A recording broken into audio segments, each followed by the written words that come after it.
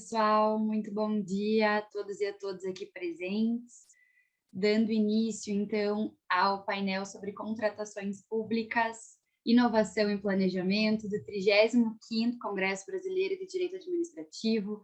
Primeiramente, eu gostaria de destacar a minha alegria em participar desse evento maravilhoso, com mais de 800 inscritos em homenagem à professora Veida Zecaner. Então, agradecendo aqui mais uma vez o convite na pessoa do professor Maurício Zocum, presidente do IBDA, estendendo aos demais membros da diretoria, com a honra aqui da vice-presidente, professora Cristiana Fortini, estar integrando esse painel, e parabenizando toda a organização, porque nós sabemos, né, que não é fácil colocar um evento dessa magnitude para rodar, ainda mais online. Além disso, não poderia deixar de saudar a professora Veida Zecaner pela merecidíssima homenagem, especialmente pela fonte de inspiração que ela é para nós mulheres aqui na academia.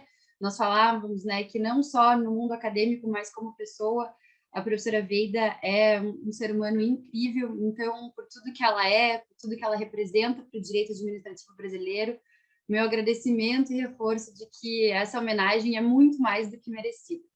Aproveito também para cumprimentar os painelistas, brilhantes professoras e professores, que eu tenho a oportunidade de acompanhar, e dizer que eu estou muito feliz em estar aqui ao lado de vocês para debater temas tão importantes, né, como a inovação nas contratações públicas.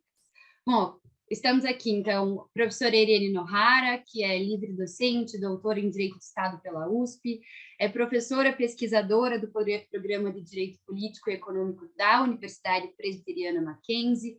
Ela é advogada, parecerista, conferencista e gestora do site direitoadministrativo.com.br. Professora Cristiana Fortini, que é Visiting Scholar pela George Washington University, é doutora em Direito Administrativo pela Universidade Federal de Minas Gerais, é professora dos programas de mestrado e doutorado em Direito da Universidade Federal de Minas Gerais e da Faculdade Milton Campos, é vice-presidente do Instituto Brasileiro de Direito Administrativo, é autora e coautora de diversos livros e artigos de direito administrativo, professora e conferencista em diversos eventos nacionais sobre contratações públicas.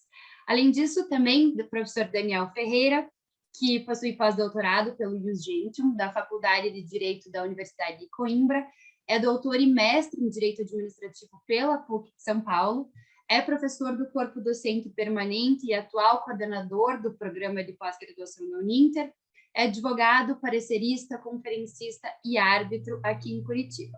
Bom, sem mais delongas, seguimos para a etapa das considerações, as perguntas previamente formuladas pela comissão organizadora, até porque é o momento dos painelistas aqui brilharem. Eu destaco que, professores, vocês terão até 20 minutos para tecer os seus comentários, e passo logo para a primeira pergunta, direcionada à professora Irene Nohara, para quem, após a leitura, eu já passo a palavra. Então, vamos lá. Professora Irene, quais os principais mecanismos presentes na nova Lei de Licitações e Contratos para que existam soluções inovadoras a atender às necessidades de contratação da administração pública? Em razão disso, qual a potencialidade de utilização do diálogo competitivo e também como as contratações integradas e semi-integradas beneficiam o alcance de soluções técnicas inovadoras? O professor está com a palavra. Bom dia a todos, externar também minha grande alegria de estar nesse momento, nesse painel tão importante sobre contratações públicas, inovação e planejamento. Vamos admitir a professora Veida aqui, que eu estou vendo que está no waiting room, e a nossa homenageada, né, desse ano, desse evento do IBDA, né, um evento que foi fundado pelo professor Celso Antônio, o IBDA, já tem praticamente a minha idade, né, em 75, né, já estou entregando minha idade aqui, mas dizer que é uma alegria estar ao lado da Cristiana Fortini, nossa vice-presidente, líder nata, presidente competente, sempre à frente do Estado da Arte, também estar com a Mirella aqui, que já é uma talentosa pesquisadora da área das novas tecnologias na contratação, blockchain, já temos aí uma publicação que está sendo bastante aguardada da Mirella sobre esse tema tão complexo, e estar ao lado também do Daniel Ferreira, que é também um desses gênios, né, que vem do estado do Paraná, e esses que não só falam rápido, mas que pensam rápido de forma muito inteligente, competente. Tudo aquilo que o Daniel fala, a gente fica pensando durante muito tempo, porque ele tem umas sacadas ali em relação à visão, né? Então, para mim, é uma honra estar nesse painel, discutindo esse tema, e principalmente estar nesse evento em homenagem à professora Veida Zancaner, merecidíssima homenagem à Veida, porque a Veida é uma pessoa extraordinária. Aqui, claro que todos os professores sabem disso, né? Mas para esses 800 aqui, certamente tem pessoas que não têm a honra de conhecer de perto a professora Veida, então eu quero aqui trazer o meu relato, né? Porque a Veida é daquelas pessoas que quanto mais a gente conhece, mais a gente admira, as características dela vão sendo ressaltadas, então eu só separei algumas aqui, mas são muitas, né? Uma pessoa verdadeira, uma pessoa autêntica, humana, competente, corajosa, espontânea, acolhedora, generosa e também uma pessoa com grande sensibilidade social. Então, a Veida, além de linda por fora, é linda por dentro também. Para a gente é uma honra, esse ano ganhou um colorido todo especial, apesar de todas as dificuldades do nosso país, pela justa homenagem à professora Veida, que está mais linda do que nunca, por dentro e por fora, sempre combatente, ainda que as pessoas que tenham essa índole tão boa não ganhem todas, né, nesse nosso país, ainda assim não deixam de batalhar por um futuro melhor por todos nós. Então, para mim, ganhar todo um teor especial esse evento, querida Veida. E, bom, uma felicidade. Falar sobre contratações públicas, inovação e planejamento são temas assim muito importantes. Eu fiquei muito contente quando fui convidada para compor esse painel, porque essa dupla inovação e contratação sempre existiu, né, na perspectiva do Estado, mas nós temos que só agora, com a Lei 14.133, no artigo 11, nós temos um objetivo que foi agregado à questão das licitações não só para promover o desenvolvimento nacional sustentável, mas licitações para promover a inovação, né, que é algo extremamente relevante no capitalismo contemporâneo, nas transformações em relação à prestação de produto, ao desempenho de serviços e oferecimento de produtos inovadores. Isso significa que as licitações e as contratações públicas passam a ter um viés novo, né? Nós temos uma perspectiva metacontratual da licitação. Então, enquanto antes a licitação se voltava a uma contratação mais vantajosa, a partir do momento em que há a inclusão não apenas do desenvolvimento nacional sustentável, mas na inovação, na licitação, nós temos que a licitação passa a ser uma política pública orientada para promover em primeira escala a questão da sustentabilidade, então compras ecoeficientes, compras sustentáveis do prisma ambiental e também compras includentes das pequenas empresas, das empresas de microempresas, empresas de pequeno porte. Então, nós temos aí muitas possibilidades novas que, na verdade, já existiam, mas que são enfatizadas com a nova lei. Como eu disse, a inovação hoje em dia é um aspecto fundamental na dinamicidade do capitalismo e que abrange amplos setores de atividades econômicas que são chamados a inovar, a criar novos produtos, a criar novos processos. E o poder público acaba fazendo essas licitações também para estimular a produção de novos produtos, a realização de processos, também tendo em vista os avanços tecnológicos que mobilizam essa capacidade de inovação, tanto do mercado quanto do Estado estimular essa inovação. Então, as novas tecnologias já são uma realidade, nós temos as transformações tecnológicas com a internet, que revolucionou as comunicações, nós temos Portal Nacional de Contratações Públicas, nós temos tecnologia blockchain, ainda não tão aplicável, mas estamos aguardando a obra da Mirella, que defendeu ali uma dissertação brilhante sobre essa temática.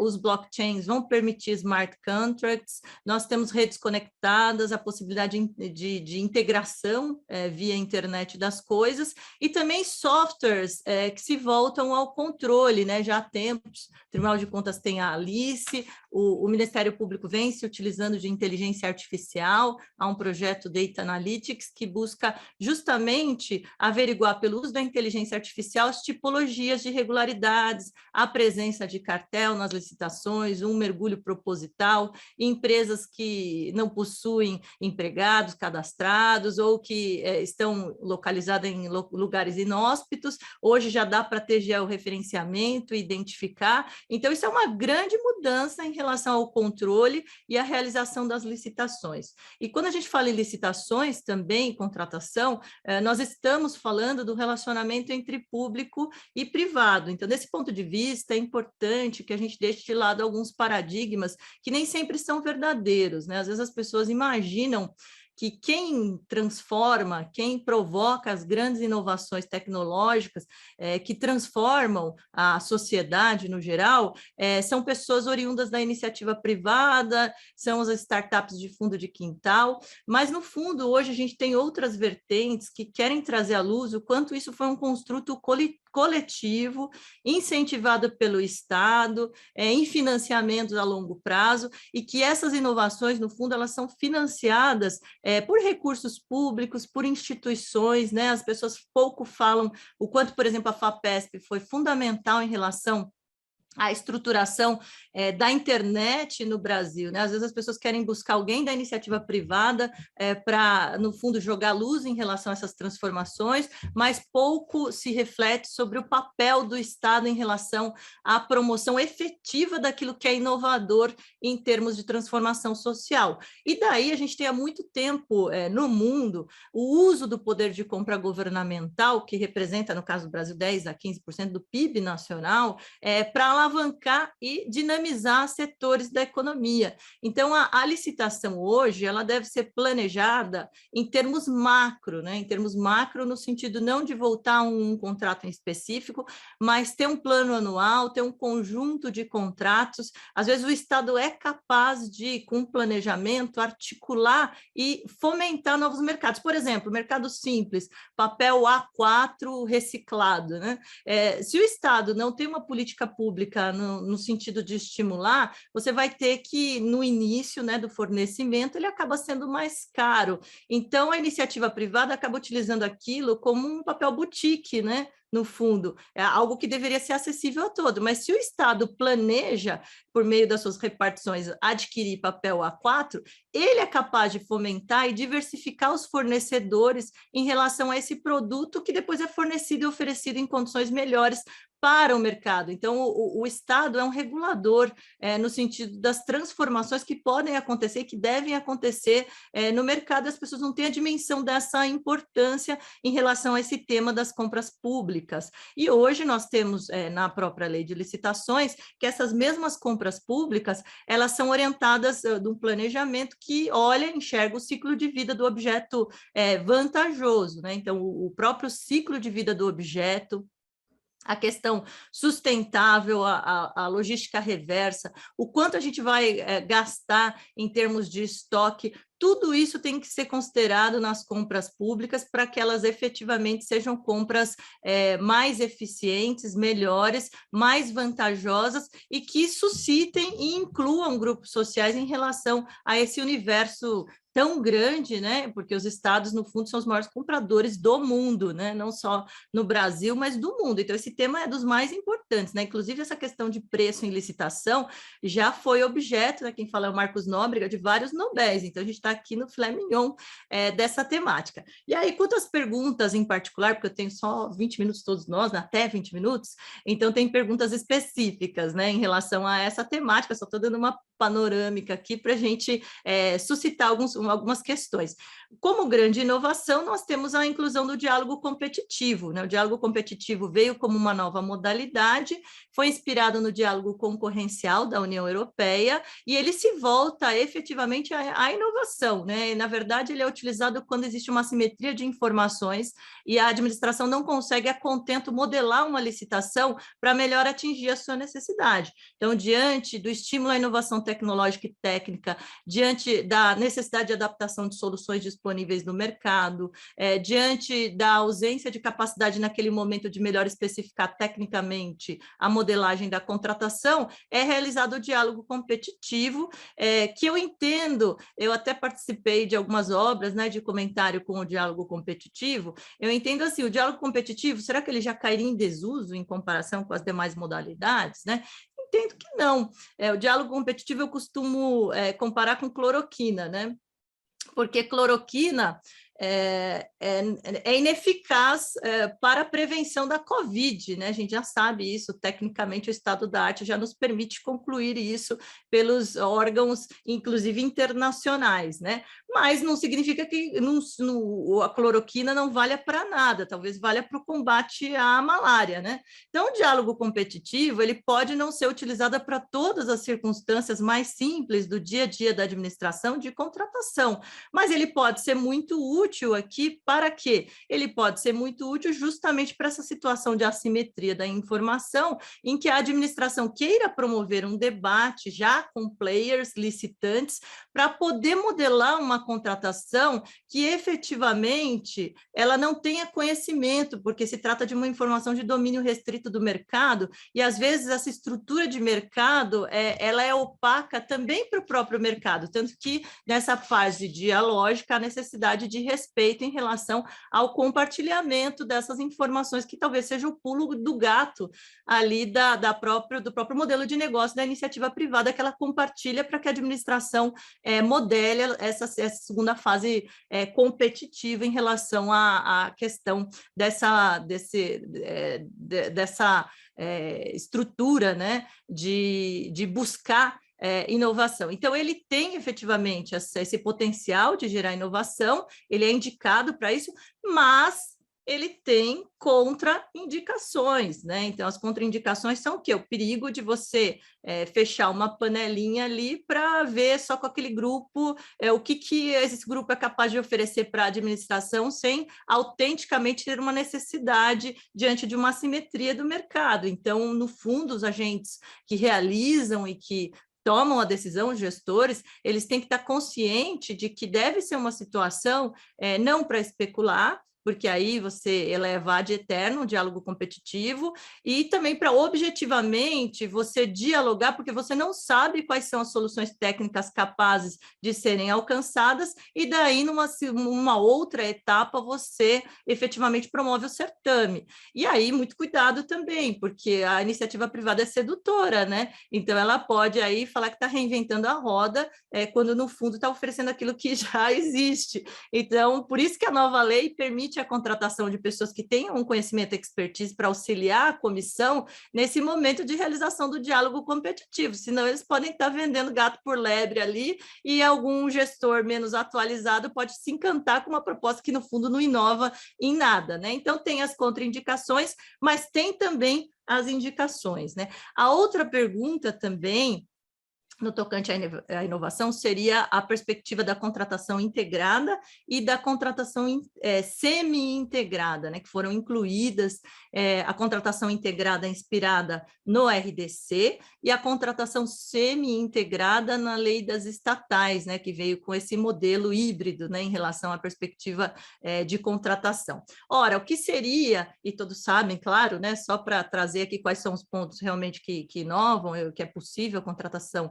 integrada a inovar, qual seria a característica da contratação integrada? Seria uma característica em que a administração dá um passo no sentido de não delegar não realizar uma licitação para a fase de projetamento. Então, na contratação integrada, o projeto básico executivo serão delegados para a iniciativa privada. Existem riscos e possibilidades diante dessa delegação, né? Existem vantagens e desvantagens diante dessa circunstância.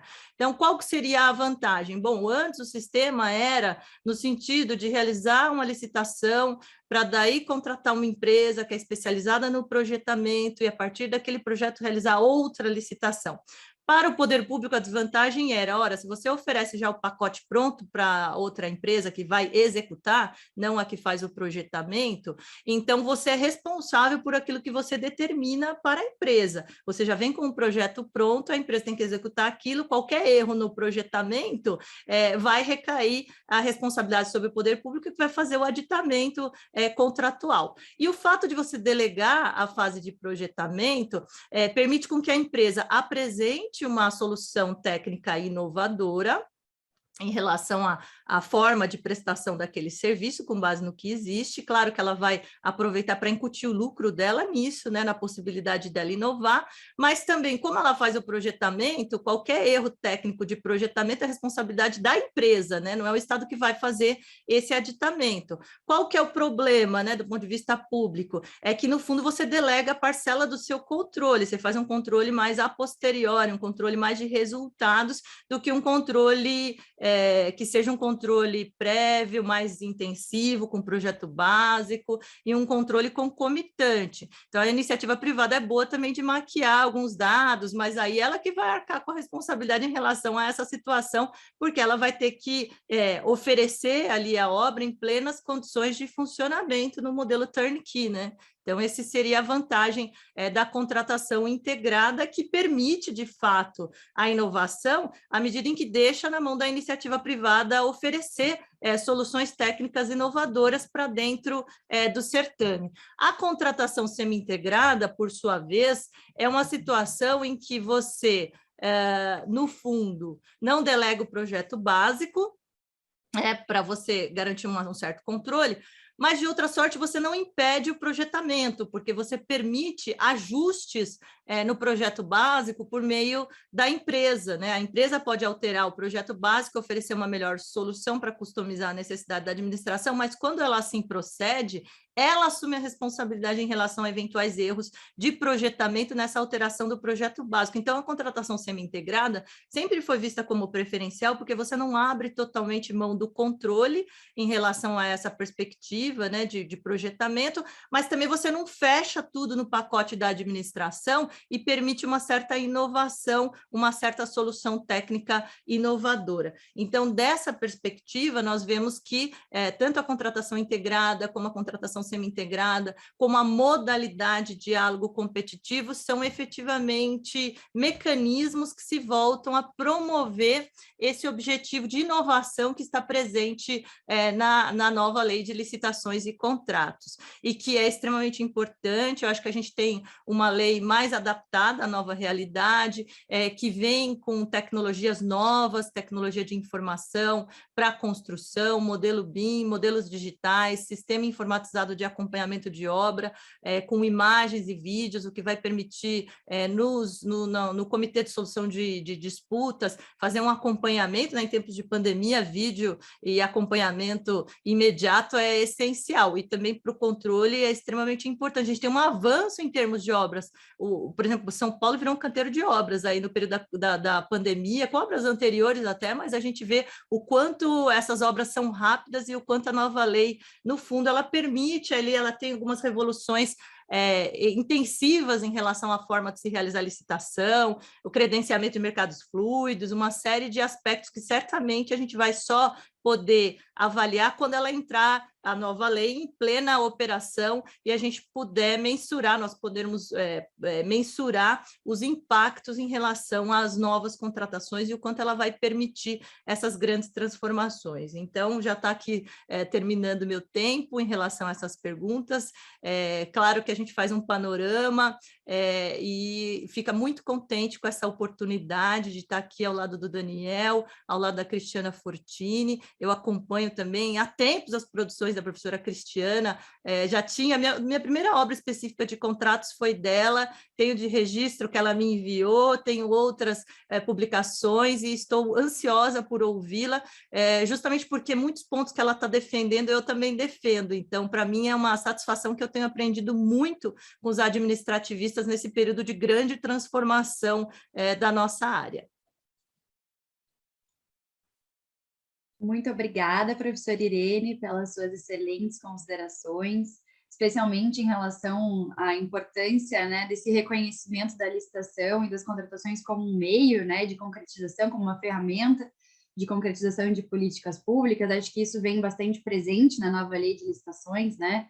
Se a gente for pensar lá como exemplo nos critérios de desempate, que tem promoção de ações de equidade entre homens e mulheres, implementação de programas de integridade. Então, a gente percebe que existe uma preocupação muito grande na nova lei, né, com essa característica da utilização das contratações como ferramentas de políticas públicas, além de concretização de políticas públicas, além da questão da redução da simetria da informação, com a introdução dessas soluções inovadoras, né? A professora já bem destaca que soluções antigas, elas dificilmente solucionarão novos problemas, né?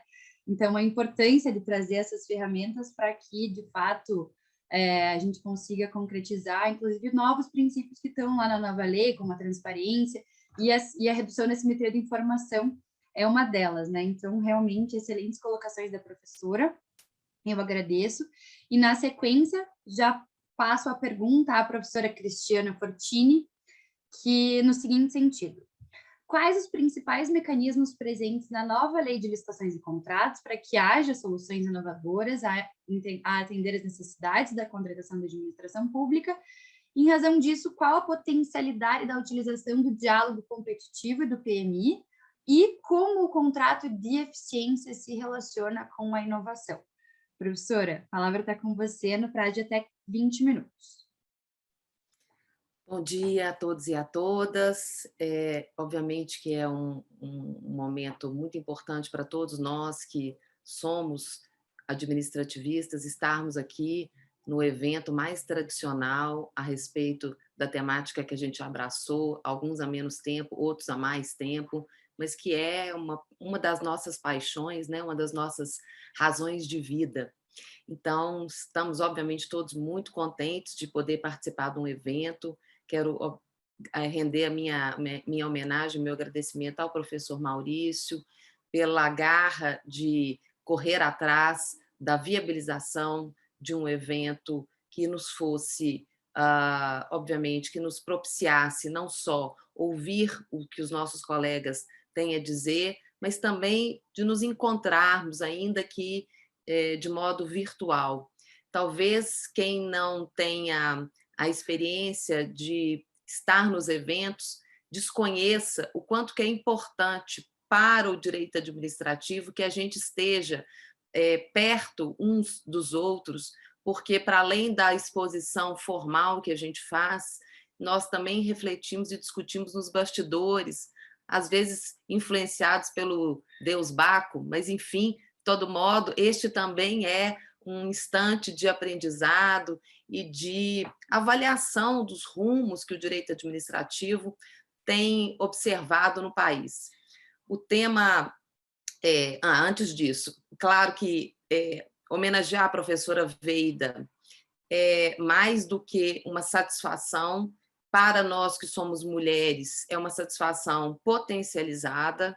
Estamos sempre muito alegres de poder reconhecer o espaço feminino, que é um espaço de luta e de constante busca por uma emancipação que, na verdade, precisa ser perseguida o tempo inteiro. E a professora Veida, todo mundo que se refere a ela faz alusão não só à profissional, mas à mulher Veida, né? É muito difícil você ter um espírito guerreiro sem também transportar dentro do seu coração um certo tom de amargura, porque as lutas endurecem, né? As lutas, especialmente as derrotas, fazem com que a gente se torne um pouco mais concreto. A professora Veida é a antítese disso. Ela é uma eterna guerreira, ela está sempre disposta às boas batalhas, mas ela nunca perde a ternura, o carinho, a sensibilidade. E, professora, isso por si só já justificaria a decisão por homenageá-la. Estar aqui com a Irene, Mirella, Daniel, é claro, é muito satisfatório. Eu fico muito preocupada com o Daniel ser o último, Irene. Acho que a gente deveria ter observado isso melhor, porque o Daniel é um sujeito muito perigoso, muito ácido, ele vai fazer observações sobre as nossas falas. Já estou aqui um pouco até suando, pensando no que o professor Daniel, com a sua inteligência arguta, pode nos dizer, mas ainda assim eu vou me arriscar, porque eu não tenho a capacidade de ser tão serena como a professora Veida, mas eu também gosto de uma boa batalha, e ainda que seja uma batalha aqui de entendimentos. De fato, a gente tem na lei um amadurecimento da ideia de que o procedimento licitatório, o ciclo inteiro de contratação, ele pode e deve servir a propósitos além daqueles que tradicionalmente são alinhavados. Nós, no Brasil, há algum tempo, temos absorvido este entendimento e as legislações que surgem revelam cada vez mais uma preocupação com essa faceta, digamos, invulgar do procedimento licitatório. Portanto, se pensamos no poder de compra da administração pública e na capacidade que ela tem de incentivar bons comportamentos, vamos identificar que esta pode ser uma mola propulsora a favor do meio ambiente, da equidade de gênero, da inovação. Mas, especificamente no caso da inovação, é fundamental a gente reconhecer que a administração pública não a prestigia ou não a deve prestigiar apenas porque a inovação pode trazer benefícios para a coletividade como um todo. Diferentemente do que a gente percebe quando a administração pública incentiva a contratação de egressos do sistema prisional, incentiva a contratação de mulheres que são vítimas de violência, aqui no tema da inovação, ela é duplamente beneficiada. Ela é beneficiada porque a coletividade é beneficiada e ela pode ser beneficiada diretamente. Nós temos a chance de render préstimos ao interesse público propriamente dito e até ao interesse público chamado de secundário.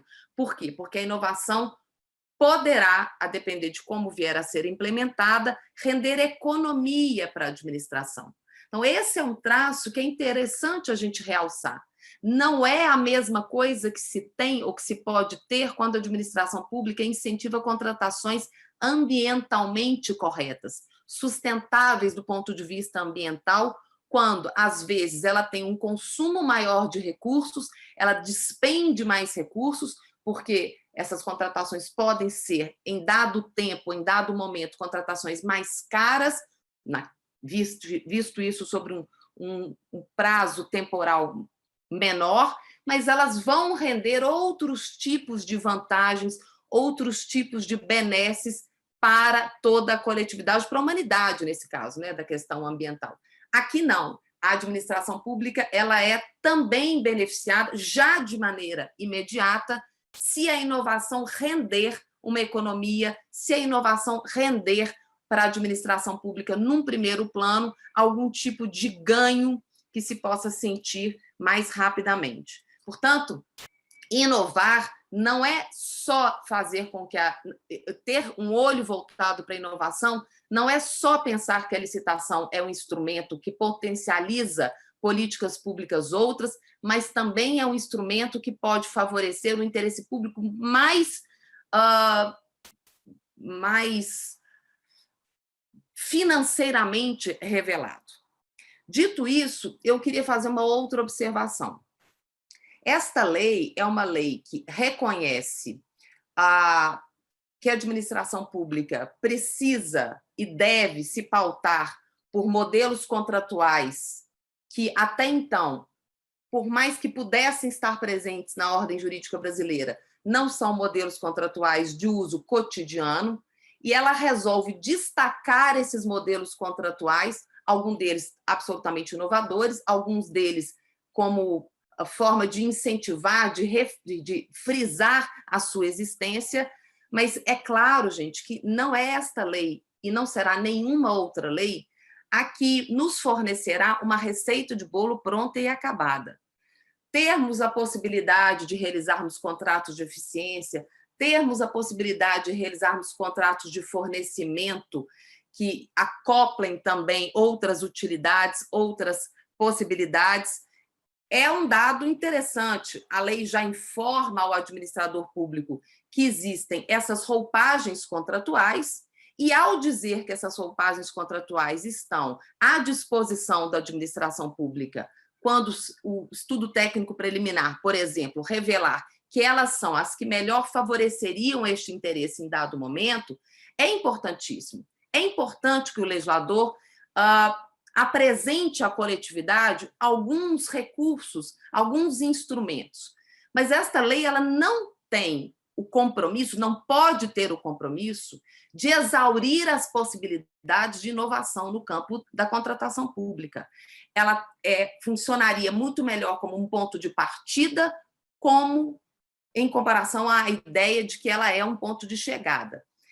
Quando a gente pensa, por exemplo, em formas de administração pública resolver um certo problema, é fundamental admitir que esse administrador está autorizado, desde que justificadamente, a criar outras referências contratuais, a edificar o seu próprio modelo de contratação.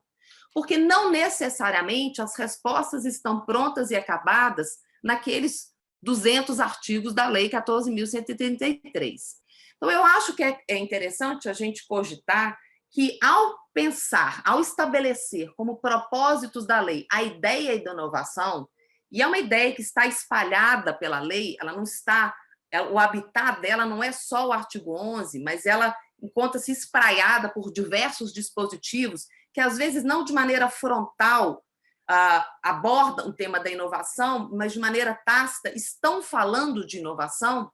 Esta lei, se ela tem a inovação como uma das metas, um dos propósitos do procedimento licitatório, ela incentiva que o administrador público, nos seus municípios, nas suas autarquias, idealizem mecanismos os mais variados que podem levar até aqui. A ideia de uma legalidade estrita, no sentido de que o legislador é um ser capaz de antecipar todos os passos que a administração pública deve perseguir ou pode perseguir, é uma ideia que a gente sabe completamente ultrapassada. Se aquela medida que o administrador público encontrar, ela pudesse sustentar na ordem jurídica como um todo, não num dado dispositivo legal, se ele explicitar quais são as razões segundo as quais os modelos contratuais já dissecados pelo legislador não são o bastante para salvaguardar o interesse público, e, obviamente, adotar as medidas cautelares necessárias, os cuidados necessários para que não exista nenhum tipo de ruptura com este interesse que, no final das contas, é aquilo que se persegue, por que não admitir que a gente tenha outras modelagens contratuais? A inovação ela é uma referência que precisa ser uma baliza comportamental para além do que a lei oferece. Então, os recursos legais são recursos escassos, exatamente porque a vida não é uma coisa que a gente possa transportar e entender refletida em dispositivos legais. Eu acho que isso é sempre importante de ser salientado, porque o sujeito que trabalha no município fica com a sensação de que o seu movimento é sempre um movimento atrelado às possibilidades já disponibilizadas pela lei. E não é isso. Ele deve ser sempre estimulado a procurar alcançar soluções para o problema que ele está vivenciando, ainda que as soluções demandem uma certa inovação do ponto de vista do modus operandi. Mas pensando no que a lei já nos traz, e considerando, então, que, de fato, o legislador procurou trazer aqui para a lei algumas destas possibilidades, eu vou destacar, primeiro, o contrato de eficiência. O contrato de eficiência ele já existia no ordenamento jurídico brasileiro, ele já era previsto no RDC, é um contrato que, nos moldes do RDC, não conseguiu aplicabilidade, ou seja, a gente não tem uma experiência com o contrato de eficiência, e podem existir algumas razões que expliquem isso, essa lacuna na realização prática desse modelo contratual, mas o legislador torna a apostar. Como ele transporta de várias leis informações na tentativa de construir um tecido que possa embasar a atuação administrativa, ele recupera o contrato de eficiência e ele o insere como uma dessas ferramentas à disposição do administrador público. E a ideia do contrato de eficiência é uma ideia que antagoniza com o molde que usualmente se vê nas contratações públicas. Qual é o molde que usualmente se vê? A administração pública tem uma demanda, ela diz qual é a demanda, ela informa como essa demanda deve ser atendida, portanto, o particular anda a reboque da especificação que a administração pública oferece, anda a reboque da metodologia que a administração pública oferece e deve devolver a essa administração pública contratante o objeto segundo esse sentir do agente público, dos agentes públicos. O contrato de eficiência, ele rompe com essa ideia porque ele reconhece que, por vezes, a administração pública, a despeito de ser ciente da demanda, e aqui a gente está falando de demanda em termos de economia com custeio, ele não sabe, ele, agente público, ela, administração pública, não sabe de antemão qual é a melhor forma de operacionalizar esta economia. Então, ela chama o privado, que assume um risco, e esse dado do risco é muito importante para que o particular não se apresente ali como um aventureiro, para que este privado, com a expertise que ele diz ter, e se ele não, de fato, entregar essa expertise, a lei estabelece a possibilidade dele vir a ser sancionado, vir a ser punido, exatamente porque ele teria ludibriado a administração pública e, de certa forma, ofendido a coletividade, apresentando uma proposta que, de fato, não se materializa, mas é um reconhecimento de que pode ser que a iniciativa privada funcione como uma aliada, e não só uma aliada que executa a receita de bolo que esse administrador vai oferecer, mas uma aliada que oferece ela própria esta receita. Então, a ideia do contrato de eficiência harmoniza-se de maneira integral com a noção de inovação, não apenas porque é o particular que vai introduzir, a partir dos seus achados, o modus operandi que lhe parece correto para que aquela economia seja alcançada, mas também porque esta inovação, quase sempre ligada à área de tecnologia, né? Não se pode dizer que necessariamente inovação é sempre tecnológica, e não se pode dizer que no contrato de eficiência sempre tem que se utilizar uma arma tecnológica. Pode ser que o instrumental a ser empregado pelo particular não tenha relação com tecnologia, mas é quase certo, ou pelo menos há de se presumir que esta é uma aposta, né? Há de se apostar que esse deva ser realmente um recurso a ser empregado pelo particular. E este particular, ao assim fazer, ele também gera a ideia central ou mais primitiva de inovação, que é aquela ligada ao interesse público secundário da administração, que é reduzir o custo da administração com a sua própria sobrevivência. Então, eu acho que o contrato de eficiência ele é uma materialização desta busca, desta ambição por inovação, sendo que, especificamente neste caso, desta modelagem contratual, eu alio a ideia de inovação à economia com recursos públicos, ou eu saliento na ideia de inovação a economia de recursos públicos. Paralelamente a isso, é interessante a gente pensar no modelo contratual dos fornecimentos e prestação de serviços associados, que também implica, de certa forma, uma ruptura. Qual é a ruptura aqui? Nós fomos todos educados, catequizados, a partir do que o referencial da Lei 8666, sobretudo, e da forma como os órgãos de controle olharam o referencial da Lei 8666, de que a administração pública, quando prepara uma licitação, ela deve tentar separar os objetos, porque, ao separar os objetos, ela consegue amplificar a participação do mercado em torno de um dado objeto.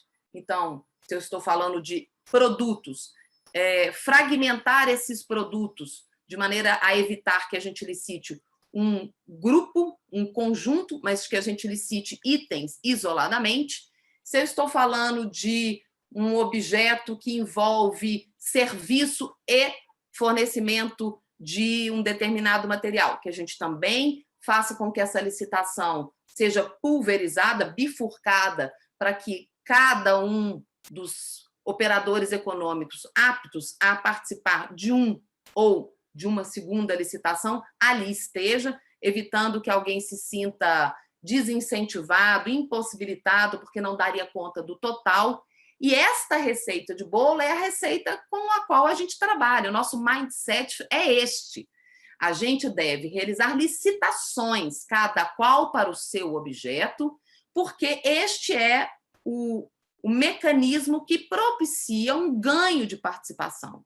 E a pergunta que se tem a fazer aqui, que a lei, de alguma forma, nos provoca indiretamente, é: bom, esta receita, que aqui ou acolá já vinha sendo objeto de críticas, que aqui ou acolá tinha sido ultrapassada segundo a orientação, inclusive, do próprio Tribunal de Contas da União, ou segundo um consentimento do Tribunal de Contas da União, que vislumbrava uma perda de sinergia quando a gente fragmentava o objeto, que vislumbrava uma melhor sintonia quando essas várias atividades eram concentradas num único prestador,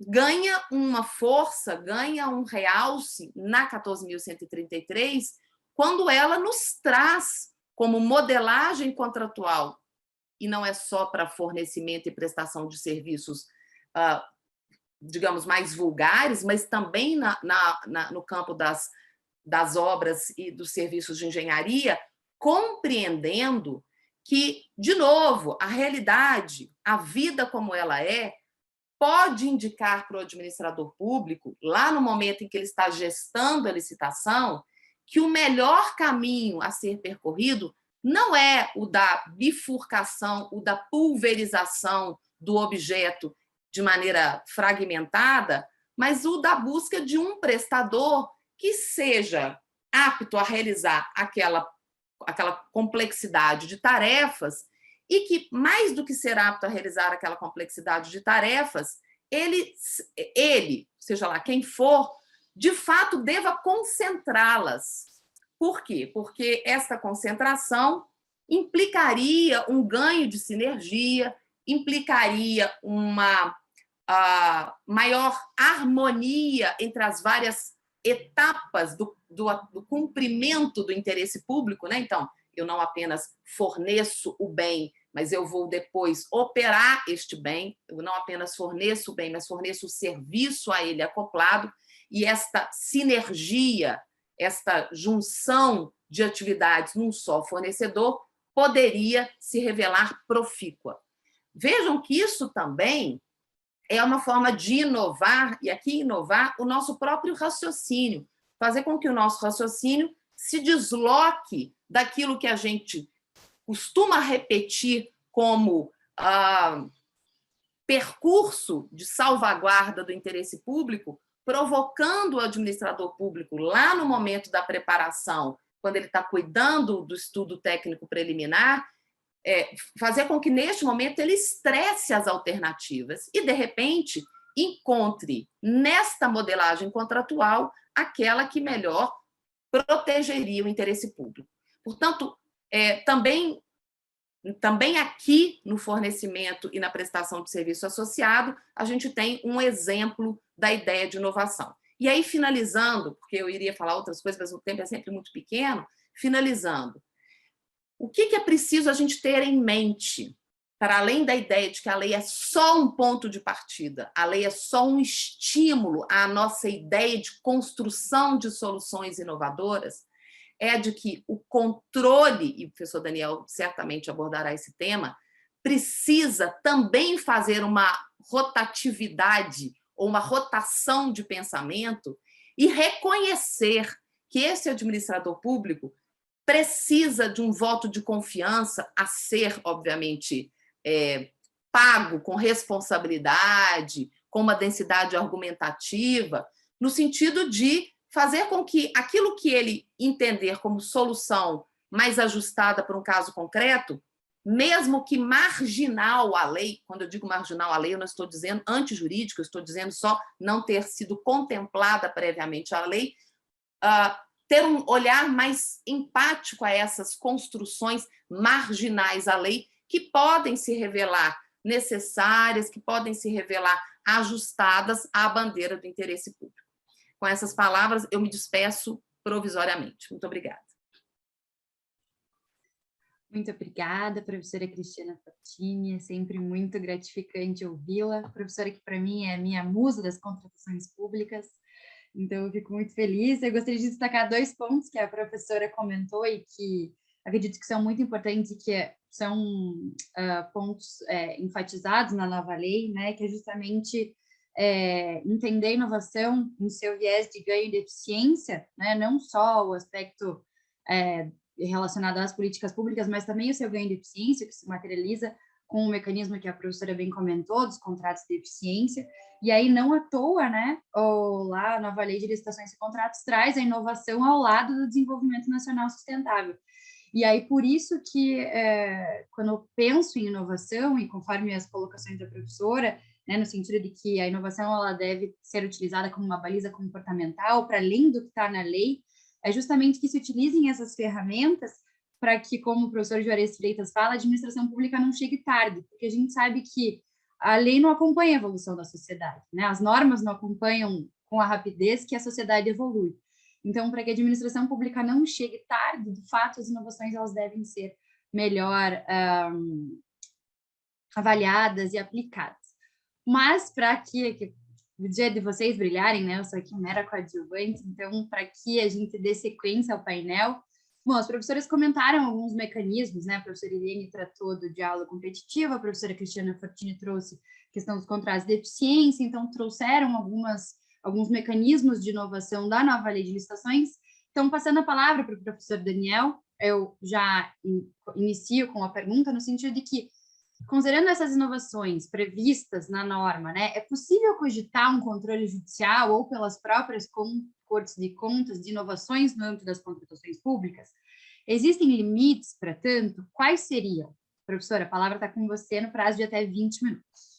Bom dia a todas e a todos. Quero dizer da minha renovada honra e satisfação de estar presente nesse congresso, professora Cristiana Fortini, a pessoa de quem agradeço a diretoria do IBDA pela convocação. Não considero um convite, mas uma convocação, e na falta estarei sujeito a um despedimento, tenho certeza. Por isso espero nunca ficar doente e deixar de honrar com as minhas obrigações perante o IBDA. Quero dizer que é uma satisfação, uma honra alaguear mulheres tão importantes, Irene Nohara, Cristiana Fortini, Mirella Miró, e mais do que isso, estar num evento que visa homenagear a professora Veida Zancanero. Eu tenho certeza que a professora Veida me conhece suficientemente bem para saber que eu não faço elogios vãos. Eu não sou daqueles que pretendem agradar, nunca fui e continuo não sendo. E também já falei isso para as minhas amigas, Irene Nohara, Cristiana Fortini, que eu preciso de modelos para minha filha. Eu não consigo imaginar um Brasil, um mundo melhor, se não empoderando as mulheres. Já falei e repito aqui, as mulheres são melhores que a gente em praticamente tudo, menos eventualmente tirar o lixo e fazer compras no mercado. Até lavar a louça, eu acho que nós temos a possibilidade de desempenhar um papel, sem que isso constranja ou crie qualquer tipo de inibição. Por quê? Porque as mulheres estão aí e finalmente estão merecendo a luz que lhes é conferida por direito, mas que a realidade não vinha atendendo na forma e na medida necessárias. A doutora Veida Zancanero é uma pessoa extraordinária e sempre serviu de empoderamento. Eu lembro de ter comentado com ela num evento há vários anos que todas as minhas alunas eram fãs da professora Veida. Meninas, Cristiana Fortini, Cristiana Irene Nohara, vocês não eram ainda o que são hoje naquele período. As referências femininas eram basicamente 3, pelo menos no sul do Brasil. A professora Veida Zancanero, a professora Maria Silvia de Pietro e a professora Odete Medawar.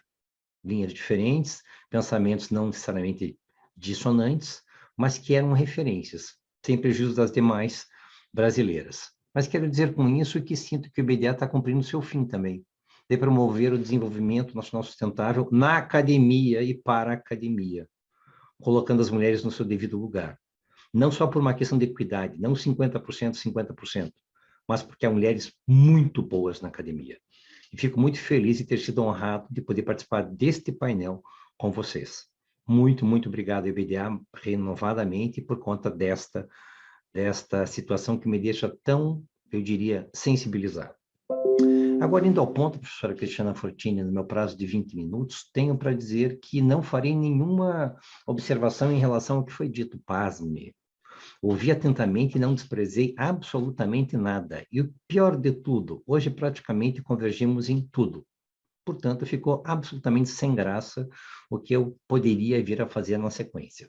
Para minha sorte, as perguntas não miram as inovações legislativas, miram o que se espera em termos de inovação da administração pública. E, portanto, a professora Cristiana Fortini vai muito alinhada às suas observações. Na verdade, eu sou daqueles que sustenta desde a medida provisória 495/2010 e mesmo antes, que licitação não se prestava a satisfazer necessidades e utilidades administrativas, nunca, nem coletivas, mas que ela deveria primar pela promoção do desenvolvimento nacional sustentável, por determinação constitucional, sem falar em outras leis que dirigiam determinações no mesmo sentido. Hoje, vendo a Lei 14.133 e como objetivo da licitação fomentar a inovação e o desenvolvimento, com o máximo respeito, eu vejo um pleonasmo vicioso, por uma razão simples. A inovação tem tudo a ver com o desenvolvimento nacional sustentável. Ela é imanente, ela é inerente, ela é indissociável do desenvolvimento, na perspectiva econômica, na perspectiva tecnológica, na perspectiva da autonomia de um país que pretende ser soberano. Então, nessa medida, eu diria que tudo que já foi dito naqueles termos do desenvolvimento sustentável se aplica a mutatis mutandis à inovação, com adaptações. Mas aí, professora Cristiana, infelizmente a senhora antecipou, a senhora agora foi de bondade, antecipou o que eu pretendo dizer, que a grande inovação da Lei 14.133 é exigir inovação dos órgãos de controle, inovação de raciocínio, inovação de compreensão, inovação no sentido de assunção de novos fins e objetivos da licitação. Compreensão de que aquele modelo de controle pré-Lei 14.133, e para mim mesmo antes da MP 495/2010, não se aplica em nada, em absoluto. Aliás, essa lei trouxe uma perspectiva de controle muito boa com a LINDB, na perspectiva do consequencialismo. Mas não preciso falar disso. Preciso só lembrar que aquele modelo econômico-financeiro de solução mais vantajosa escancaradamente foi alterado na Lei 14.133. Portanto, o que nós temos que ter em mira é que a interpretação e aplicação dos artigos 169, 170, 171 e mais à frente tratarei das causas de nulidade, esses devem ser uma lembrança fortalecida de que o controle não pode ser feito naqueles moldes. Eu exijo inovação como um objetivo a ser perseguido pela licitação. E para que haja inovação, em termos de soluções, não de mecanismos legislativos, é preciso que se autorize e se reconheça o dever poder legal acometido ao gestor público na área de licitações e contratações de promover esse objetivo. Portanto, ele tem que sair da casinha, literalmente. Ele tem que sair daqueles modelos pré-concebidos. Há décadas eu não admito Ctrl+C, Ctrl+V em editais de licitação. E há décadas que isso não faz a menor diferença. Desta vez, a lei reforça a necessidade de perceber que quem está na gestão pública exerce munus público, de buscar a solução que melhor atenda os interesses públicos em cada caso concreto. A realidade federal não é a realidade regional, estadual, não é a realidade municipal. Nós temos que compreender que o gestor é aquele acometido por lei da competência para inovar. Portanto, aqui eu implico a primeira compreensão, não vou aqui destrinchar os artigos a que referi, mas quero dizer que o planejamento, tão bem contemplado nessa lei, ele é muito importante. A professora Cristiana pincelou esse assunto, dizendo que o planejamento, a fundamentação, a motivação, a professora Irene, a fase interna, anteprojeto, projeto básico, executivo, eles são condição sine qua non de reconhecimento do regular exercício da competência, independentemente do que pensem os órgãos de controle, interno, externo, poder judiciário. Ontem eu ouvi a fala no painel que trabalhava o controle das políticas públicas atentamente e concordo em praticamente tudo. Nós não podemos imaginar que o judiciário, o acordo de contas, poderão substituir as soluções administrativas pura e simplesmente. Nós temos que entender que separação de poderes, mais do que nunca, vem reforçada nessa Lei 14.133. Nós temos que compreender que aquilo que é levado em consideração pelo gestor público pode sequer ter sido mentado pelo órgão de controle. E as pessoas têm um preconceito em relação àquilo que não conhecem, que desconhecem, melhor dizendo. Eu busquei alguns exemplos ontem muito interessantes de inovação disruptivas, daquelas que nos deixam de boca aberta. Em Londres, há um certo tempo, inventou-se a pílula d'água, que não é exatamente uma pílula, é uma embalagem em gel feita de alga que contempla água, e as pessoas poderiam comer sorvendo aquele insumo. É interessantíssimo, porque ainda anteontem, eu explorava em um curso de pós-graduação em licitações, aliás, coordenado pela professora Vivian Lima, muito obrigado também pelo convite, que era preciso pensar fora dos padrões originais. E eu apresentei como problema saciar a sede de servidores e colaboradores públicos. E lá começamos nós pensando várias soluções. A solução normal da entrega de água envasilhada, a solução normal do uso de bebedores, a solução normal de água encanada e potável onde houver. Mas por que não pensar disruptivamente usando essa tecnologia? Não quero dizer que é isso que eu desejo, nem que eu pretendo que se faça inauguralmente. Mas isso aconteceu em relação aos carros híbridos. A mesma coisa. Opa, é uma inovação disruptiva? Ela gera vantagens econômicas? Gera. Sociais? Gera. Ambientais? Gera. Não é uma questão de poder usar. Não poder usar tem que ser justificado. Não dar atenção a essa nova possibilidade de mercado exige uma motivação de outra banda, mais reforçada, de dizer que eu não vou atender essa inovação, entre aspas, inovação, mas essa inovação possível porque não tenho condições. O ônus, para mim, se inverte. A inovação é a regra. A não inovação é a exceção. Essa lei é muito interessante porque ela reforça a questão da compra e da locação. Mais uma vez, ela lembra o óbvio. Por que comprar se eu posso alocar?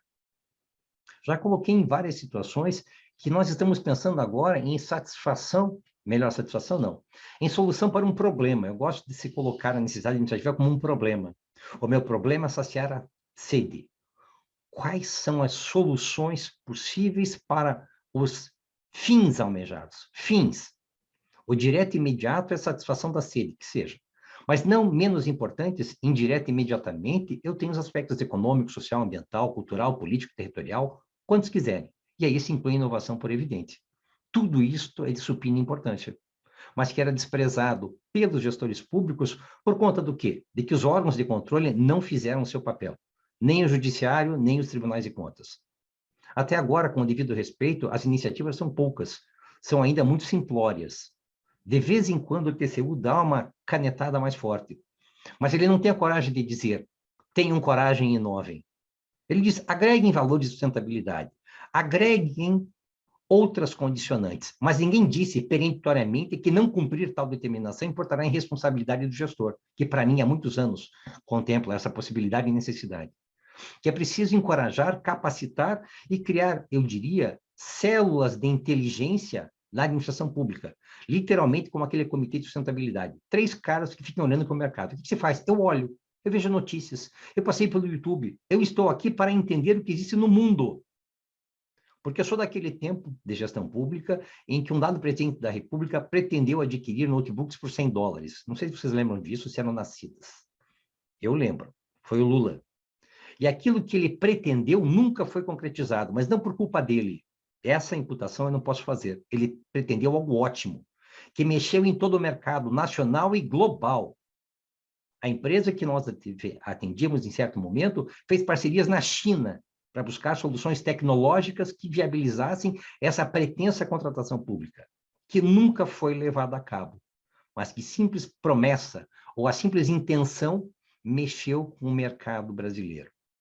Nós crescemos muito em termos de tecnologia naquele período, por um anúncio que não se concretizou. E aqui vai uma divergência minha com o Sr. Marçal, por exemplo. Eu acho que a licitação promove, assim, o desenvolvimento, mesmo quando ela se revele falida, ou mesmo que ela não possa ser concretizada, porque essa nova lei exige planejamento anual. E eu posso dizer no planejamento anual que pretendo tal solução, que ela será desenvolvida ao longo do tempo e que eu imagino que isso vai acontecer em X mês. E quem quiser que se antecipe. Nem preciso referir a diálogo competitivo aqui, poderia fazê-lo, professora Cristiana. Mas é possível pensar que quando eu antecipo uma dada necessidade e que pretendo implementá-la com este tipo de solução, publicizando, Eu antecipo para qualquer sujeito, independentemente de uma convocação formal, oficial e em curso, de que há um interesse administrativo nisso. Quando eu falo em sustentabilidade ambiental e lembro que se passou a exigir certificação de origem da madeira, isso mudou a indústria moveleira no Brasil. Opa, agora é obrigatório, só pode fabricar C, mas eu não preciso esperar isso. O poder público não precisa esperar isso. Ele pode exigir condicionantes que determinem um comportamento empresarial. E o Tribunal de Contas e o Poder Judiciário têm que compreender essa possibilidade, necessidade, premência e urgência de promover o desenvolvimento nacional sustentável com inovação. E a inovação está na solução, nas soluções. Não precisa ser uma, podem ser alternativas, e aí, com a metodologia nova de reconhecimento da vantajosidade de custos diretos e indiretos, que se ofereça a solução mais vantajosa. O Tribunal de Contas agora tem, na lei, a possibilidade de suspensão de licitação. Interessantíssimo. Mas também diz que é obrigação dizer o que fazer em caso de suspensão, para que não haja solução de continuidade em situações de necessidade contínua do serviço. A lei se reporta lá no artigo 147 e 148 nas novas compreensões da irregularidade, declaração de nulidade. Fala em impactos. Aqui o consequencialismo da LINDB veio expressamente indicado. E a professora Cristiana concorda, não se limita a isso. Está enunciado aqui os considerandos. E esses considerandos que são referidos aqui como para o gestor público, para mim, são para o juiz e para o controle interno igualmente. O que o administrador tem que considerar para fins de invalidar uma licitação ou um contrato, se aplica igualmente ao Estado juiz e ao órgão de controle de contas, controle externo.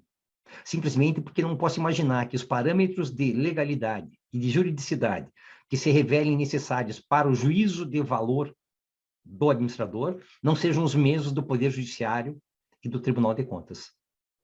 Hão de ser os mesmos, sob pena de haver aqui um problema muito sério de ruptura dos instrumentos de controle. Eu me obrigo pelos incisos 1, 2, 3, 9 da Lei de Licitações e o juiz diz não.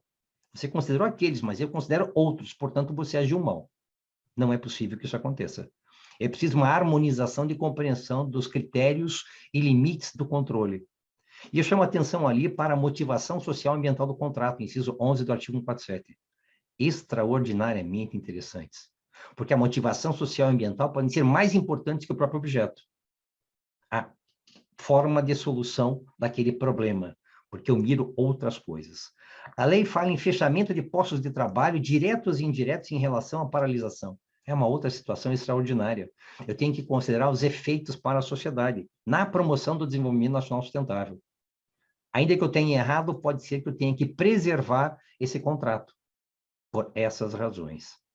Mais do que isso, uma grande preocupação que me vem a lume é lembrar, e a professora Cristiana também falou, das mulheres vítimas de violência oriundas do sistema prisional. Ok, mas eu já falava antes que podia ser muito mais alargada essa possibilidade.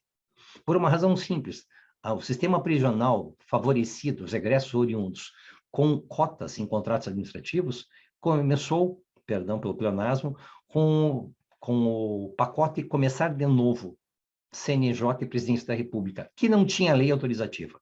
E essa iniciativa, Cristiana Fortini, nunca foi impugnada, seja no Judiciário, seja no Tribunal de Contas da União. Portanto, iniciativas como essa, que agregam valor e são uma inovação na perspectiva de agregar valor a uma contratação supostamente inauguralmente neutra, isto aqui, para mim, é galinha dos ovos de ouro. Nós temos que compreender, e aqui, já caminhando para o meu encerramento, com 15 minutos, já que estamos premidos pelo tempo, mas quero dizer que nós temos aqui que compreender que tudo isto exige um novo refletir da doutrina, evidentemente, alguns, inclusive, mudaram entendimentos lá com a medida provisória não, com a lei complementar 1, 2, 3, quando veio ao mundo, vários disseram que era inconstitucional, vários disseram que era uma faculdade, poderá. A lei teve que ser alterada para dizer deverá, o que para mim sempre foi óbvio. Uma interpretação, a partir da Constituição, levaria a essa conclusão, só em relação àqueles que têm, eu diria, conceitos universais e atemporais. Que licitação é para o menor dispêndio de dinheiro. Quem disse? Onde é que está dito? Disse por onde? Se a lei diz que o fim é outro, que o objetivo é outro, que os valores agregados são outros, que mude seu conceito. O Conselho da Doutrina, o Conselho do Judiciário, o Conselho do Tribunal de Contas. A lei disse para o que veio. Agora, eu acredito que a nossa obrigação é reforçar isso para deixar os administradores mais tranquilos. Mais tranquilos em relação à observância do que está na lei. Intranquilos em relação ao dever de motivação, professora Cristiana Fortini. Eles estão fritos, confesso. Por isso, capacitação com a professora Cristiana, Irene Nohara, olha que legal, eu sugiro que façam e façam mesmo. Imagino que seja necessário transpor essas informações para aqueles que apresentam as demandas, para que eles, por si só, comecem a pensar em soluções inovadoras, busquem no mercado novos conhecimentos e que isso se reflita numa contratação que cumpra os objetivos da isonomia, da competição e do fomento à inovação e desenvolvimento nacional sustentável. Por isso, eu peço aos magistrados que estão vinculados ao IBDA que, por favor, não precisam absolutamente concordar com o que eu digo. De jeito nenhum penso nisso, mas eu gostaria muito que refletissem a partir dessa realidade. Que essas novas disposições da lei se aplicam igualmente para o Estado juiz e para os órgãos de controle de contas, seja controle interno, seja controle externo pelo próprio tribunal ou pelo Poder Legislativo. Se isto não mudar, nós podemos jogar fora essas inovações, todas, dos procedimentos e dos fins, porque nós vamos continuar usando um modelo que não existe mais. Um modelo que foi ultrapassado pela Constituição, que nós não observamos, foi mantido na Lei 866/93, que poderia ter sido implementada, interpretada e aplicada a partir da Constituição e não foi, inclusive por mim, enquanto era gestor público, não entendi assim. E hoje a professora Cristiana Fortini, a conhecendo como gestora e por tudo que faz, eu fico muito feliz de saber que a sua coragem sempre existiu, mesmo na gestão. E como cientista, como intelectual, como jurista, mantém firme os seus posicionamentos. Professora Irene, as suas lições são uma luz. Aliás, eu estou aqui com o seu livro ainda, fofo, bonito. Não está autografado, mas tudo bem, não vou reclamar. E está aqui também o livro da professora Veida Zancaner, de 1993, segunda edição. Professora Veida, eu provoco a sua pessoa a atualizar esse livro com base na Lei 14.133 e com a própria Lindbergh. Gostaria muito de ver a sua obra escancarada na minha biblioteca em todas do Brasil. Isso seria inestimável e seria mais uma forma da professora homenagear a si mesma, porque essa obra é uma obra invulgar. Muito obrigado, foi um prazer, uma honra, espero minimamente ter compreendido a minha missão e cumprido com aquilo que me foi determinado pela presidência. Não é, Mirella? Estamos à disposição. Professor Daniel, muito obrigada pelas suas excelentes considerações. Professor Daniel é sempre brilhante, cirúrgico, e aqui trouxe mais um ponto, né, da reconhecida ideia do que foi falado por todos os professores e pelas professoras aqui no painel, desse caráter multidimensional da inovação, né, e especialmente aqui a inovação de raciocínio. Acredito que esse é um dos maiores calos, né, do controle, mas de toda a administração pública, e porque vem muito da ideia da quebra do paradigma do sempre foi assim, né? Então, trazer esse viés da inovação como inovação de raciocínio realmente é muito importante e deve ser, de fato, colocado na prática. Bom, a gente já está aqui chegando ao final do painel, e para privilegiar algumas perguntas que foram encaminhadas, eu gostaria de brevemente tocar num ponto até que, até considerando a temática do painel, né, que fala de contratações públicas, inovação e planejamento, trazer uma pergunta para que as duas professoras e o professor respondam brevemente, num prazo de até 4 minutos, já também fazendo suas saudações finais, até porque já são 10h20, para que a gente não entre no tempo do próximo painel. Então, eu vou ler a pergunta e aí passo a palavra na ordem que ocorreu a primeira etapa. Então, primeiro a professora Irene, depois a professora Cristiana Fortini e, ao final, o professor Daniel Ferreira. Seria a seguinte pergunta: é possível, por meio do planejamento, conter as inovações na seara das licitações e contratações públicas, visando apenas obter destruições inovadoras, isto é, de modo a se evitar inovações destruidoras? Em caso afirmativo, como e a quem competirá fazê-lo? Professora Irene, a palavra está com você no prazo de 4 minutos, por favor. Bom, esse tema das inovações destruidoras, o Daniel fala que o Daniel a quarentena e fez bem para ele, né, Cristiana? Gente do céu, que maravilha! A gente estava suando frio aqui, de repente vieram. É porque realmente a gente está afinado em relação ao estado da arte, a perspectiva da inovação. O Daniel já pesquisava há muito tempo a sociedade de risco e sempre à frente em relação às transformações. Acho que a nova lei de licitações vem efetivamente para ser um farol, né, que guia as contratações no futuro, trazendo e incorporando aspectos que são testados em relação ao controle, não só em âmbito nacional, mas internacional. Então, é uma oportunidade realmente que a gente tem de construir diante do que existe, né? Ainda que gostemos ou não, essa lei suscita muitas polêmicas, né? E a pergunta é no tocante, por exemplo, a gente tem a vertente teórica do Schumpeter, que fala da destruição criadora, e, por outro lado, o Luc Ferry, que é alguém que fala, não, nem toda inovação é necessariamente positiva, às vezes o mercado cria produtos que supostamente teriam qualidade, mas no fundo tem uma obsolescência prematura, né?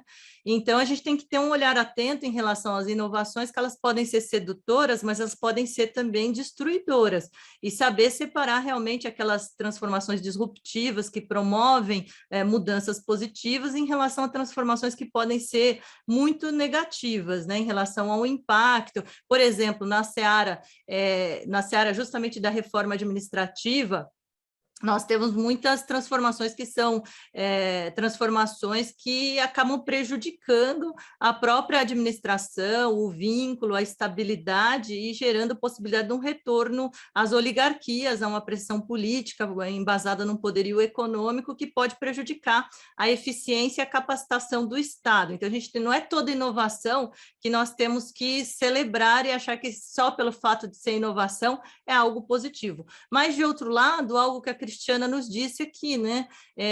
A administração, ao adquirir produtos e serviços, também tem que estar atenta ao que acontece no mercado.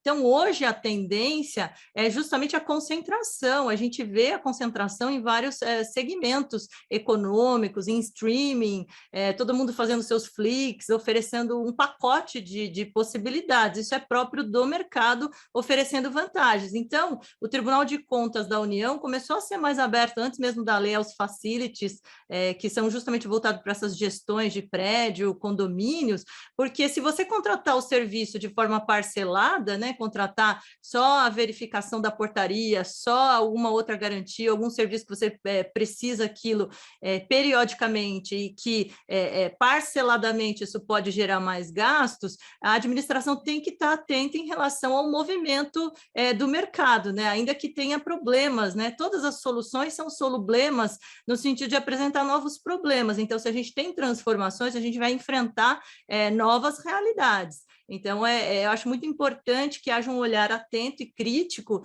em relação ao que acontece, mas que a administração não se divorcie das estruturas de mercado passíveis de serem oferecidas no mercado. Muitas vezes, o que acontece? Às vezes, o fato da gente ter essa assimetria de informações vem justamente pela falta de capacitação e estímulo a que a administração tenha servidores, engenheiros, à frente do estado da arte. Se você sucateia a administração, se você corta a previdência, se você corta a capacitação e condições, você corta cérebros também para fazer essas boas modelagens. Então, é um todo, né, a análise do direito administrativo e seu impacto em relação à perspectiva da inovação. E aí, caminhando para as minhas palavras finais, muito triste, porque foi muito rápido para todos nós esse painel.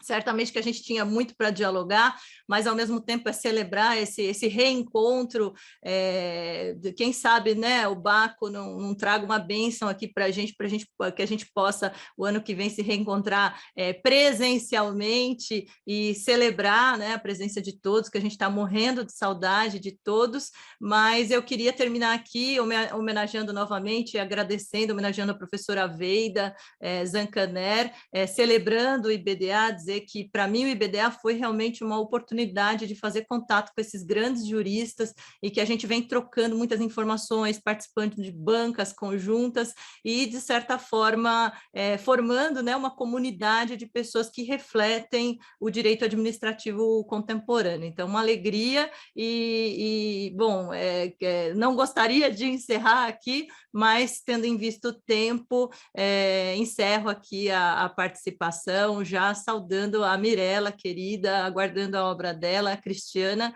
e o Daniel, pela essa oportunidade desse diálogo tão profícuo em relação às transformações e inovações da Lei 14.133. Professora Irene, muito obrigada pelas suas colocações, especialmente por dar esse spoiler aí da minha obra. Eu não tinha contado para ninguém ainda, mas aqui em âmbito nacional já tem um spoiler, então no início do ano que vem vai sair o livro pela Fórum de Blockchain nas Contratações Públicas. Obrigada por ter feito a apresentação de quarta capa, né, professora, aí, por ter participado da minha banca, fico muito feliz. Mas sem maiores delongas, já passo a palavra para a professora Cristiana Fortini. Eu iniciaria dizendo que eu tenho uma certa dificuldade em compreender que a palavra inovação possa comportar um sentido negativo. Porque, pelo menos no espírito da 14.133, como propósito a ser alcançado, é sempre se pensando na inovação como alguma coisa que altera o modus operandi da administração, seja lá em qual momento desse ciclo de contratação pública, e que altera com vistas, ao menos, a gerar um ganho de performance, né? Um aprendizado. Então, pensar que uma inovação pode ser negativa, segundo o referencial da 14.133, para mim seria algo já questionável. E o que eu acho que também a gente precisa ter em mente é que a administração vai, ao experimentar, obviamente cometer erros. Por maior rigor que se pretenda com a fase preparatória, por maior intensidade que seja o olhar do administrador, do legislador para a fase preparatória, e por mais que a administração tenha que se valer de instrumentos que contribuam para que, na experiência da produção da licitação, ela não venha a ter um contrato em desconformidade com o que ela quer, isso é possível. Evidentemente que é possível, que por mais perfeito que venha a ser um plano anual de contratação, por melhor que venha a ser um ETP, o termo de referência daí decorrente, a administração não tem a devolução que ela entendeu que ela teria. E, às vezes, mesmo tendo gestado um modelo contratual com aspectos até então não experimentados. E esse direito ao erro, ou essa tolerância ao erro, precisa ser vista como alguma coisa que é fundamental para que o administrador tenha conforto e saia da imobilização em que ele hoje se encontra. Se o administrador entender que as experiências que ele vai adotar precisam necessariamente trazer um resultado que tinha sido previsto como alcançável, e se ele puder, a partir do momento que há um ressentimento do controle, sentir que ele, não tendo conseguido, de fato, alcançar aquilo que era o seu desidério, ele pode vir a ser punido, nós vamos ter um congelamento. Não há lei que dê jeito, por mais que ela repita a palavra inovação, por mais que ela se inspire nisso, se inovação tiver que ser necessariamente entrega de resultados esperados. Não, os resultados não necessariamente virão, mas é errando que a gente, na próxima licitação, ajusta aqui, faz aquilo, despreza, eventualmente, um modelo que foi adotado e que não se revelou condizente com o interesse público. E o que também acho que é interessante a gente realçar é que a inovação, portanto, a pretensão de tirar a administração pública de um lugar comum, de um agir automatizado, de um agir acrítico, não apenas precisa considerar que este processo de mutação constante ele vai esbarrar em erros, em tentativas não exatamente proveitosas, como ele vai demandar que a administração, para não ser refém só do mercado, ela consiga construir uma capacidade crítica de avaliação. Então, vejam, Irene acabou de dizer isso, vejam, não há como ter PMI se as pessoas não sabem avaliar a qualidade das informações que são entregues. Não há como ter contrato de eficiência se a administração pública não consegue avaliar a escolha, o plano de trabalho, digamos assim, que o particular licitante está disponibilizando como uma alternativa. Não há como se ter diálogo competitivo se a administração pública também não sabe travar esse diálogo. Ela recebe as informações sobre solução, mas não consegue filtrar, não consegue fazer uma apuração sobre o que daquilo de fato é factível, o que daquilo que o mercado está oferecendo como uma possível alternativa tem credibilidade, merece prosperar. Então, nós não devemos antagonizar com o mercado, porque antagonizar com o mercado é simplesmente falar que não precisa de ter licitação, porque se tem licitação é porque eu quero uma aproximação com o mercado. Eu vejo no mercado um potencial aliado. Não é no operador A, mas é no mercado. Mas eu também não devo ser refém deste mercado. Então, concomitantemente a um movimento de aproximação, concomitantemente a um reconhecimento de que esse mercado tem algo a me dizer, inclusive para me falar como é que eu devo licitar, que é o caso do PMI, inclusive para me ajudar a achar uma solução no processo, no meio do processo licitatório, como é o caso do diálogo competitivo, da própria seleção do fornecedor lá no contrato de eficiência, eu também tenho que desenvolver um corpo funcional que tenha a capacidade de fazer esse filtro daquilo que o mercado me informa. Então, não é ser refratário à presença privada, porque nós podemos, então, mudar de assunto aqui e conversar sobre outra coisa que não seja licitação e contratos, mas é não andar a reboque daquilo que o mercado vai apresentar, porque, obviamente, o mercado vai apresentar aquilo que, segundo a sua avaliação financeira, inclusive, é melhor. Financeira para ele, mercado. As duas ideias precisam ser conjugadas e os dois motores precisam estar ligados. O da atratividade ao mercado e o motor do desenvolvimento, do aperfeiçoamento e da capacitação destes agentes públicos que vão ser acionados no momento da contratação pública. Muito obrigada, professora Cristiana. De logo já passo a palavra ao professor Daniel. Bem, eu falei que não ia divergir, mas aqui é um ponto de divergência, doutora Cristiana. Que pena. Justo eu caí nessa agora. Eu acho que há inovações, sim, que são terríveis. Eu acho que há inovações que são perniciosas. E eu acho que há inovações que são indignificantes. Eu tenho muito medo que municípios relativamente bem abastecidos econômico e financeiramente tenham a pretensão em breve tempo de substituir servidores por sistemas de inteligência artificial. Aliás, se prestarem atenção no que aconteceu no Poder Judiciário, a gente não prestou atenção. É celebrado, é comentado, a eficiência, a otimização no tempo, celeridade. Sim, e os assessores? Sim, os magistrados. Um sistema de inteligência artificial que me proponha uma minuta de sentença, e isso vai acontecer, se é que já não está acontecendo, basta um juiz, uma matrícula, para que a jurisdição se concretize. Não teremos vários juízes. Teremos uma máquina que vai oferecer soluções. Eu confesso que eu não acredito que, a bem da verdade, as pessoas estejam efetivamente modificando minutas. Não acredito que os tribunais de contas que já adotam estejam revendo as minutas uma a uma. Se nós já sabemos que num TRF o julgamento se dá do primeiro ao centésimo, em 5 segundos e não tem discussão, não tem relatório, eu voto nada pelo provimento, desprovimento, imagine daqui para frente. Por isso, professora Irene Nohara, eu tenho a mesma preocupação que a senhora. Eu tenho uma grande preocupação em relação ao servidor e ao serviço público. Eu acho que essas inovações que estão acontecendo deveriam ter sido apontadas em planejamento para que eu pudesse impugnar o edital de licitação, inclusive, se fosse o caso. Se eu fosse uma associação que promove a proteção dos direitos fundamentais dos servidores, a própria dignidade, porque mesmo que eu não perca o meu cargo, eu ficarei obsoleto em termos de necessidade, minha dignidade vai para as trevas. ainda que persista o meu vínculo funcional e que isso me garanta uma remuneração no final do mês. A tendência vai ser esperar que se aposentem ou morram e não vão preencher os cargos. Eu tenho muita preocupação em relação a isso. Mas há inovações que são boas.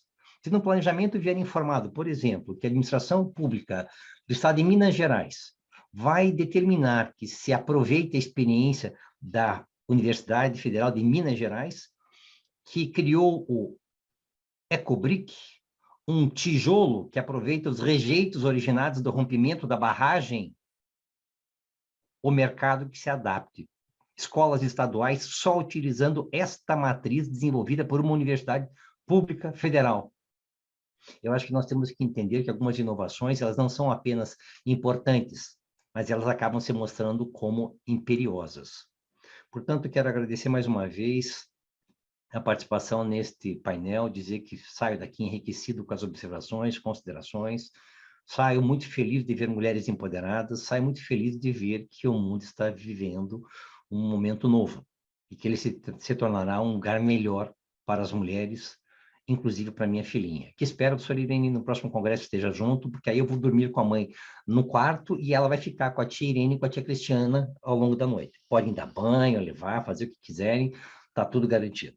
Muito obrigado, foi um prazer e uma honra e desejo que o evento continue sendo um sucesso de sempre.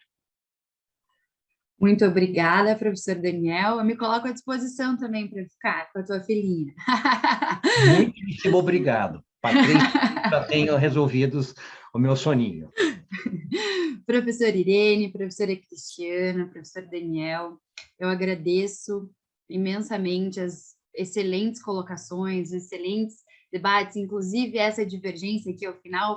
Confesso que eu fiquei feliz, porque e mais triste porque queria que tivéssemos mais tempo para, de fato, ter um debate, mas os professores painelistas do próximo painel já se encontram aqui na sala conosco, então eu finalizo encerrando esse painel, agradecendo mais uma vez o convite à organização, na pessoa do presidente do Instituto Brasileiro de Direito Administrativo, Maurício Zocum, externando os demais membros da diretoria, aproveitando para saudar mais uma vez a professora Beida Zancaneri, ser humano incrível, mulher empoderada e acadêmica irrepreensível.